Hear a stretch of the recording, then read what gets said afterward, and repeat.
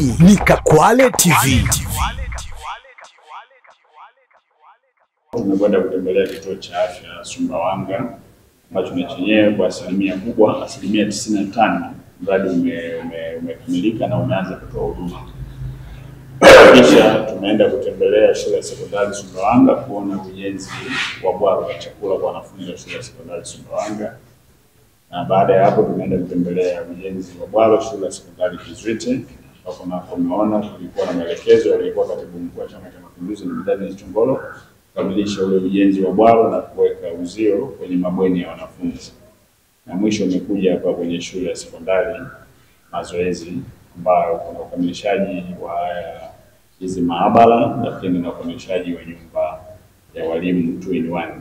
Baada ya hapo Mheshimiwa Mkuu wa Mkoa, karibisha sasa utoe maelekezo yako na sisi tuko tayari kupokea maelekezo yako. Mheshimiwa Mkuu.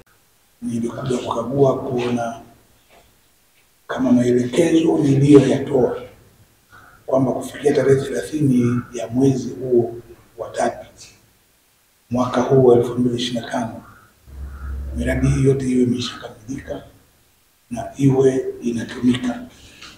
Kwa upande wa miradi ya afya iwe inatumika na wananchi wetu, na kwa upande wa miradi ya elimu basi miradi hiyo inatumika na wanafunzi wetu. Na shughuli inayofanyika wilaya ya Sumbawanga mnafanya vizuri sana.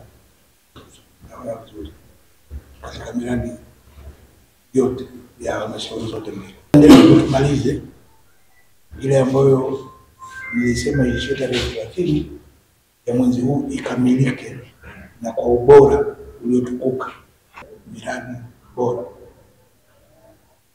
Miradi ya afya nimeona na nimeridhika kama nilivyopata maelezo. Sasa hiyo nimekubali iende mpaka tarehe 17 ya mwezi wa 4.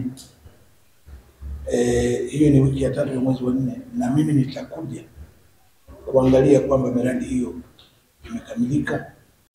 Kazi iendelee. Jamhuri ya Muungano wa Tanzania, kazi tunafanya vizuri. Tunafanya vizuri. Mungu awabariki sana. Asante. Ili kuwa wa kwanza kupata habari, matukio, michezo na burudani kila siku kutoka Kakwale TV, bofya neno subscribe kisha alama ya kengele. Usikose.